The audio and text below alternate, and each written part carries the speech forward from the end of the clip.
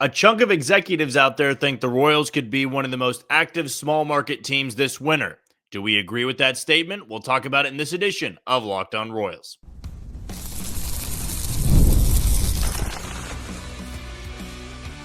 You are Locked On Royals, your daily Kansas City Royals podcast. Part of the Locked On Podcast Network, your team every day. You are tuned into Locked On Royals and the Locked On Podcast Network. As always, I am your host, Jack Johnson, and you can find me on Twitter or X at JohnnyJ_15. That's at JOHNYJ_15. You also can catch us on wherever you get your podcast. That can be Spotify, Apple Podcast, Amazon Music, Google Podcast. We're on Odyssey and YouTube. Just be sure to hit that follow button and subscribe. If you're a first-time listener and you want to know a little bit more about me and this show, I am based here in Kansas City. I work at Sports Radio 810 WHB, doing some hosting, co-hosting, and a little bit of producing as well. But when it comes to this podcast, when you click on this link, you know that you're going to be getting 30 straight minutes of Royals baseball. Now, today's show is brought to you by FanDuel. You can start the season with a big return on FanDuel, where new customers can place a $5 bet, and you'll get started with $150 in bonus bets if you win that first $5 bet. Visit FanDuel.com to get started today. This is something that we discussed a little bit in yesterday's episode. Again, you can go back and listen to any one of our previous episodes, but it was on an article done by Jesse Rogers over at ESPN, in which it's covering, where the top free agents will be signing, which teams will make a play for Juan Soto, which teams are likely to make a trade. And in one of these bullet points, the question is, which smaller market team will make the most noise this offseason? And again, these polls were all taken with executives around baseball. So you've got an example one, like, who is another top trade candidate besides Garrett Crochet? And the survey included Devin Williams. He got 4 votes. Ryan Helsley got 3. Nolan Arenado got 2. Alec Boehm got 2. We talked about him this week in connection to the Royals. Jordan Montgomery got 2. Cody Bellinger got 1. Adolis Garcia 1. Heston Kjerstad 1. And JT Realmuto 1. So these are guys that are voted upon. And these questions have surveys. So really, it's a fantastic article. Lots of good insight. And from people that are very involved in what's going on in free agency and what's going on through trade. I mean, another great one is, which team will end Garrett Crochet if the White Sox trade him this winter? The Mets got 5 votes. Braves got 4. O's got 3. Phillies got 2. Red Sox got 2. Dodgers got 1. And one exec voted that there wouldn't be a trade at all. So you kind of have the gist of how this thing goes. And the question that caught the most attention, I think, among Royals fans, and certainly caught my interest, was which smaller market team will make the most noise this offseason. The survey had the Royals as the leading vote getter, with 4 execs voting on them. The Reds got 3 votes. Cardinals got 3. Tigers got 3. Rays got 2. Mariners got 1. Brewers got 1. And Pirates got 1. So they get the most votes from MLB executives here on which smaller market team will make the most noise in free agency, or at least this offseason when it comes to free agency and trade. And the article goes on to say, our panel predicts another active winner for the Royals front office that surprised many with its signings last offseason. Kansas City didn't show up in any of the free agent picks for specific players. That's just in this article. But voters who chose the Royals here were pretty confident they'd make some noise after an unexpected postseason run. One voter, one exec, said, quote, Royals have an early start in this category by retaining Michael Wacha.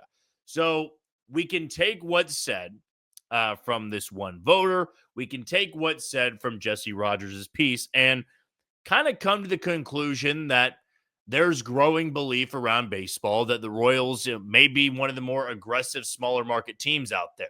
I think there is a complete difference between being the most active and then being an aggressive small market team. We know that the Dodgers are going to be very active. We know the Yankees, the Mets, those teams are going to be active.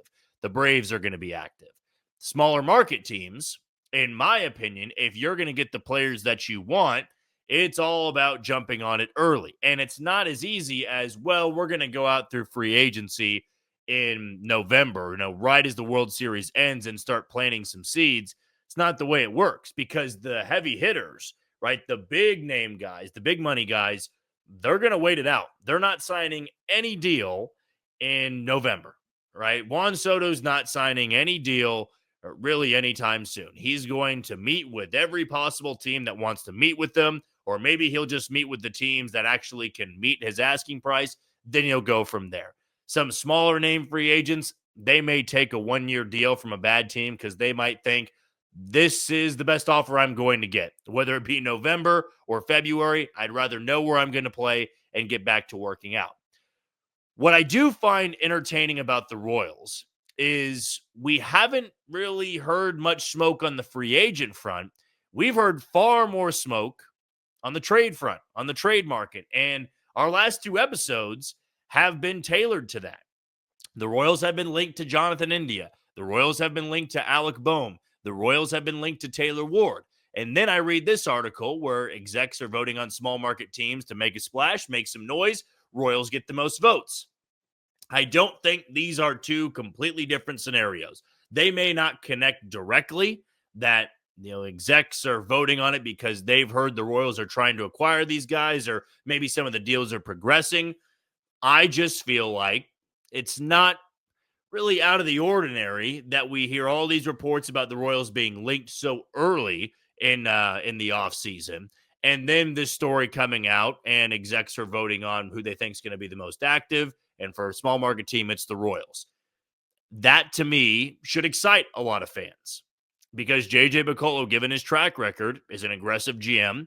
If he wants a certain guy, if he's on the list, they're going to do everything in their power to get that done at times before the winter meetings. They still can revisit some stuff at the winter meetings. And I think through trade, it's a little bit harder to jump on it early and have a successful trade before the winter meetings because there's no timeline. There's no rush. When it comes to free agency, yeah, you might need to have a little bit more of a pace to it because if you wait too long to talk to a player or you don't have the funds that the Yankees do or the Mets do or the Phillies do, then you're not going to be in the hunt for that player. The good news for the Royals, they're not going to be in the hunt for any of the top 10 guys that are in this article.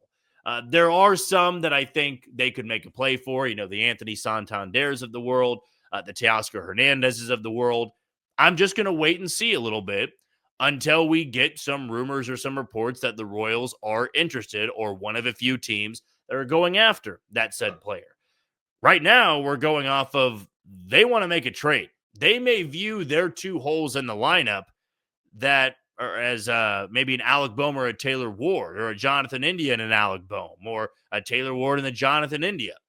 There's a couple different thoughts to that. Number one, do they have the resources to pull off a trade where both of those holes in the lineup, the leadoff spot in the middle of the order bat, could be replenished with those guys? Or if they go after Alec Boehm, does that mean they have to put all their resources toward Alec Boehm? Now you got to sign a leadoff hitter out there. You got to put your chips in one basket over there. Those are all things that I think the Royals are going to be mulling over. But combined with this article, the reports we've had since last Friday, I'd imagine the Royals are really going to start ramping things up here in the next month or so. And that's the wheelhouse of when deals are going to happen. I'm just having this growing belief that a trade is more likely at this point. And when I hear about activity and a small market team being active, I see that as, well, they're trying to make trades. They're trying to add talent for a couple of years. And not that you can't do that in free agency. We all know that's possible in free agency. Sometimes, though, if you have money tied up, Michael Wacha got a big deal. Let's not forget that. I mean, the Royals already went out there and, made some moves. They went out there and acquired starting pitching talent last year. They signed some bats to smaller deals, but they've got money tied up right now. Not that they can't spend more, but maybe you look at your big piece or your big 2 pieces as trade acquisitions. What if it is Taylor Ward and Alec Boehm? Do the Royals have the resources to get that done? It'd be great, in my opinion. I mean, adding a guy like Alec Boehm to the number 5 spot in your order and then Taylor Ward to lead off, I think that would be a home run off season on top of keeping Michael Wacha through free agency. It also gives you the flexibility, what I'm going to talk about next, is the bullpen, right? If JJ Piccolo feels like the starting rotation is pretty set at this point, things could always change. If they trade Brady Singer, or they trade Alec Marsh or Chris Bubich, that'll be our third segment tonight. It could open up a spot there. But if they're going the trade route, and if what the execs are believing, or at least four of them believe, that the Royals are going to be active this winter and among the most active with these small market teams, maybe that opens up something for the bullpen. Now, they got a lot of spots that are filled right now, but it doesn't mean that they can't upgrade. We'll talk about that next on Locked On Royals. You are tuned into Locked On Royals and the Locked On Podcast Network. I'm your host, Jack Johnson. You can find me on Twitter or X at JohnnyJ_15. Want to give a shout out to our one and only sponsor tonight in FanDuel. Get ready to tackle the NFL action with FanDuel, America's #1 sportsbook. Because right now, new customers can bet $5 and get $150 in bonus bets if you win. The FanDuel Sportsbook app gives you everything you need to place live bets on the NFL all in one place. So when you get a hunch in the middle of the game, you can check out the latest stats, view live play-by-play, and so much more on the same page where you place your bets. Just visit FanDuel.com to join today. You'll get started with $150 in bonus bets if you win your first $5 bet. That's FanDuel.com. Never waste a hunch and make every moment more with FanDuel, an official sportsbook partner of the NFL. And for my pick, I'm going to go to Thursday Night Football, which is tomorrow, Browns and Steelers. I'm going to sprinkle some money down on an anytime touchdown for George Pickens, but I'm going to do so over at FanDuel. This next segment is going to really focus on the bullpen and what the Royals might be able to do if going the trade route is the right thing to do. If the trade route is at the top of JJ Piccolo's list, the top of Scott Sharp's list, John Sherman, everybody that'd be involved in it, I think it allows you to maybe get greedy, maybe spend a little bit more on the bullpen, but in a different way than you did last year. I think last year, money was put toward the bullpen to overhaul the entire thing. And you brought in a lot of average to slightly below average guys, though they were upgrades over what you had in 2023. If you do give up resources to acquire your leadoff hitter and acquire your middle of the order bat, it allows you to spend some money on areas that maybe you didn't intend on spending when you began the offseason back in October. Because I know that the Royals have certainly options in mind about what they would want offensively, but from what JJ Piccolo had said a couple of weeks ago, that right now they feel good with the rotation and they might add bullpen pieces. They might add a depth piece here or there. It didn't feel like, though, they were going to go out and spend a ton of money on the rotation or spend a ton of money on the bullpen.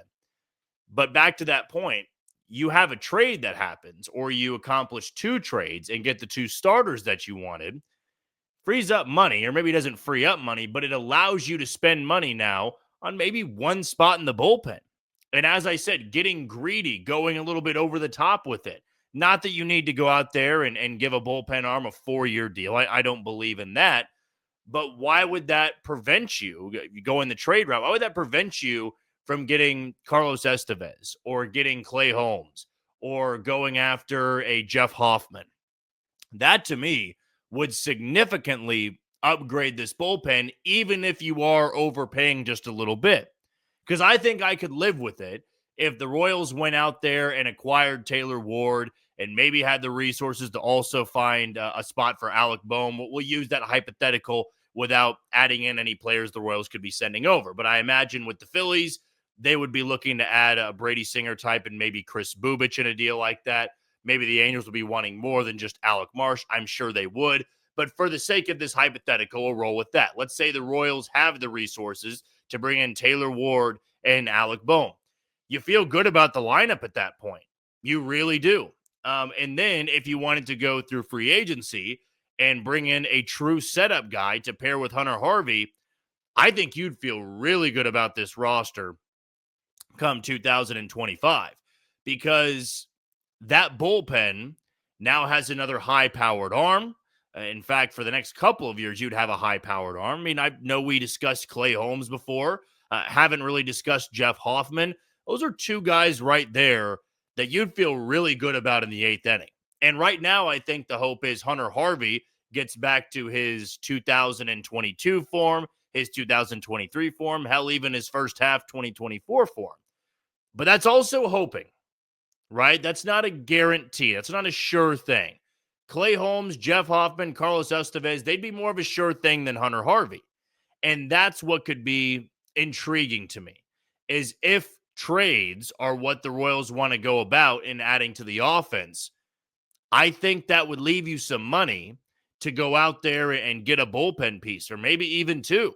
I'd imagine they're going to bring depth to the bullpen, but I'm talking about a high leverage guy. I'm talking about another power arm for this bullpen. You go out there and spend money on Jurickson and Profar, I don't think any Royals fan is going to complain with that. But if you give the 3 or 4 year deal there, or you give some additional money to go out there and get Jock Peterson, or you go out there and get Tyler O'Neill, you're not really going to have any money, in my opinion, to go afford a Clay Holmes, a Jeff Hoffman, or a Carlos Estevez. I'd like to say Tanner Scott could be in this category. I just think Tanner Scott's going to get even more than those three guys I just brought up. Certainly still possible. Royals were interested in him at the trade deadline. It just took a lot for the Padres to give him up. And the Marlins to give him up. The Marlins got a huge haul from the San Diego Padres to bring Tanner Scott in. I like the idea, though. I really do. I think I saw this idea on Twitter from Alex Duvall, did great work with Royals Farm Report, and his hot take of the offseason was, the Royals go out there, they acquire Alec Bohm, they spend a lot of money on one bullpen guy, and I can't remember the last little bit. Maybe it was with Jack Caglione. I believe it was, but it's escaping me at this point in time. But I like that idea. I really do. Because the bullpen did cost this team a handful of games. And in the middle of 2024, there were moments early on they certainly cost them. And that was because the Royals just had a lot of uncertainty in that bullpen. I want more certainty in the bullpen. And sometimes, even though I'm not for spending $10 million plus per year on a reliever, you can't deny it'll make you feel really good if that guy's holding up his end of the bargain. Because Lucas Erceg's going to be a stud in the 9th inning. Maybe if Hunter Harvey bounces back and you go out there and get a piece that could replace Chris Bubich's role, because again, I'm factoring in, if the Royals are getting Taylor Ward and Alec Bohm for this hypothetical, Chris Bubich is involved in one of those deals. I would have no doubts about that. I would be floored if the Royals got both of those guys and Chris Bubich just happened to not be in any of those trades. I think the Royals would be losing some major league pieces if they got those two guys. There still would be money to spend, though. And instead of going out there and spending money on bench bats like you did with Garrett Hampson and Adam Frazier, maybe just have Nick Lofton replace that role. Maybe have somebody like Javier Vaz replace that role.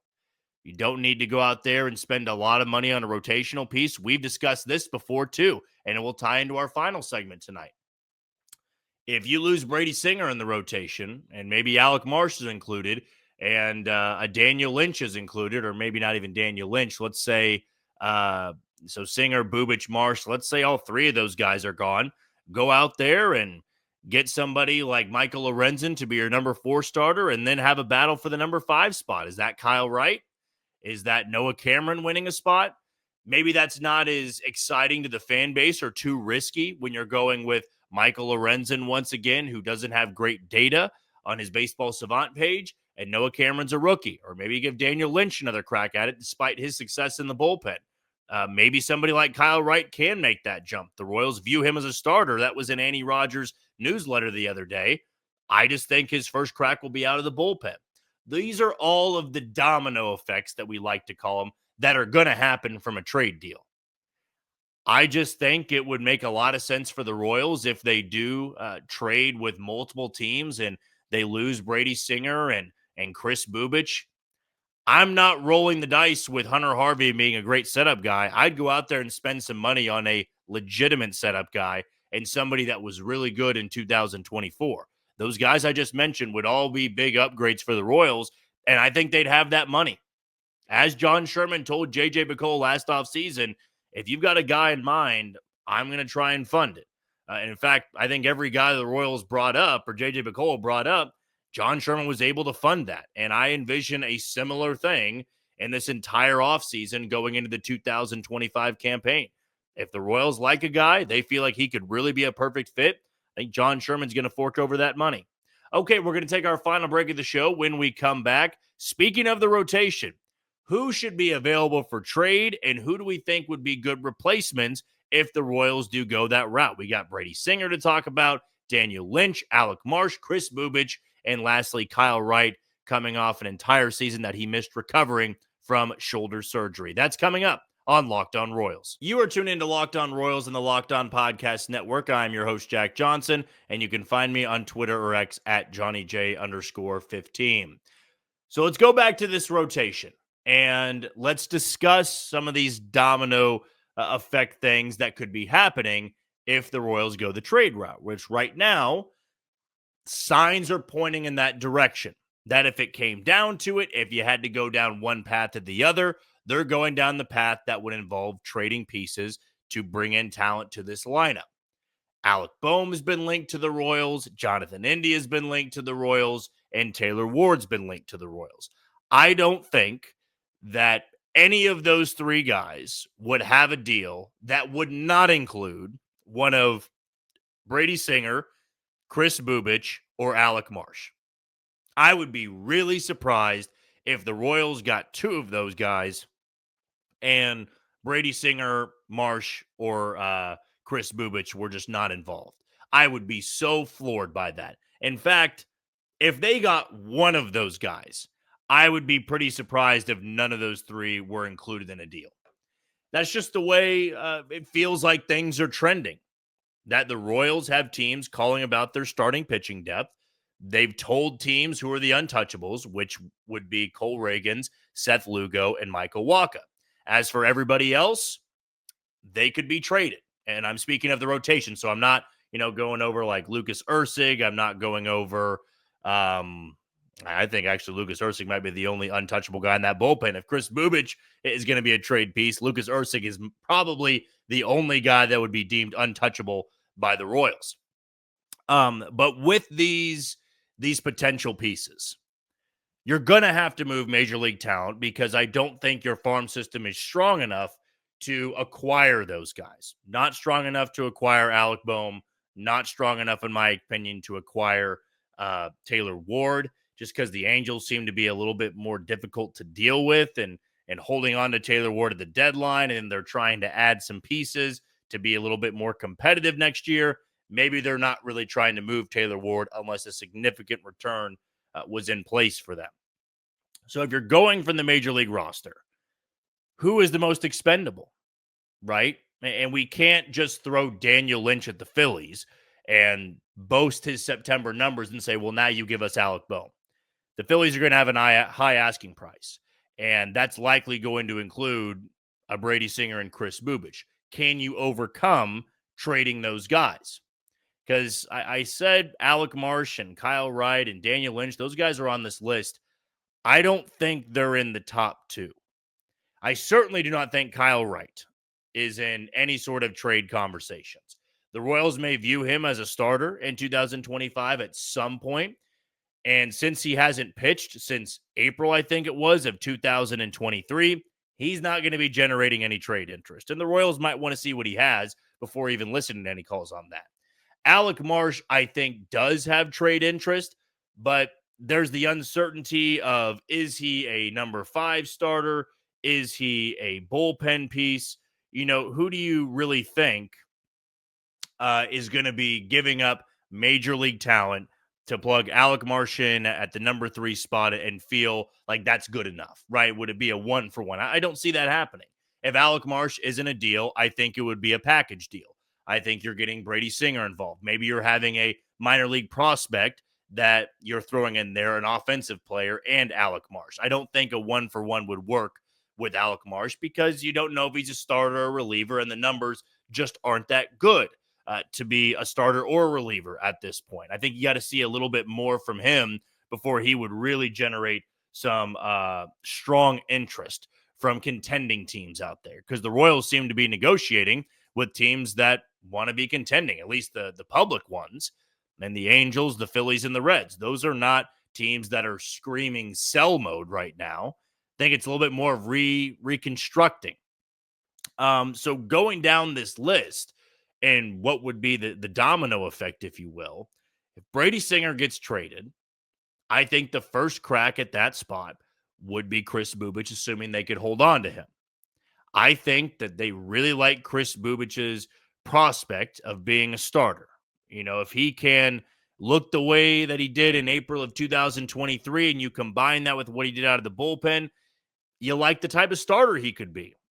And if he can stay healthy, you got a really valuable piece of that bullpen and maybe one that would be an upgrade over what Brady Singer gave you.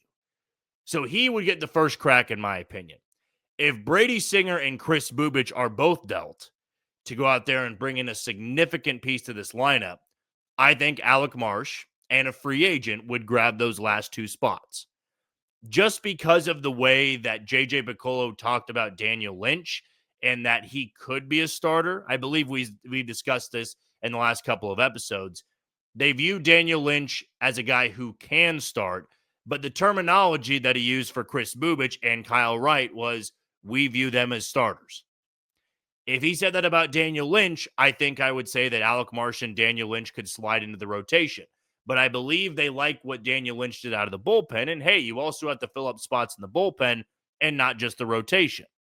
So if it's Singer and Bubich getting moved, then yeah, I do think that Alec Marsh gets a crack at the number 4 spot, or a free agent does, like a Michael Lorenzen, and somebody else would grab that number 5 spot.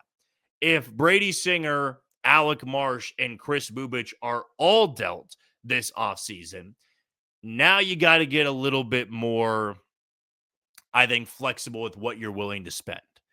I remember that end of the season press conference when talking about Michael Wacha, the Royals said that if they lose Michael Wacha, they're going to have to dip their toe in free agency to replace him. If the Royals lose 2 spots to trade in this offseason, it wouldn't surprise me if they go the free agent route for 2 spots, maybe even 3 spots, assuming they want to get a swing starter or a number 6 starter. Because counting on Kyle Wright and Daniel Lynch to make that jump out of spring training, that is asking a lot, in my opinion. Which is why I think the Royals are not going to be trading for both of those holes in the lineup. So to wrap it up in these final couple minutes, I know we've played this hypothetical game. We're going over the resources that the Royals have. I think in a perfect world, if they are to acquire one of those players, they would be losing one of Brady Singer, Alec Marsh, or Chris Bubich. Like, they would just have to be included to get those type of players. But I think it'd only be one, because I don't believe the Royals would want to replace 2 spots in the rotation with unknown potential. I don't think they have any in-house options that would be better than Brady Singer and what Michael Lorenzen gave you in the number 4 and number 5 spot. So if you want to put your chips in on a trade, I think Taylor Ward or Alec Bohm make a lot of sense. But you're just solving one spot in the lineup. And so I know that ties back into our second segment. If you only solve the middle of the order bat through trade, then you got to spend money on a leadoff hitter. And if you do that, maybe there's not money for the bullpen piece.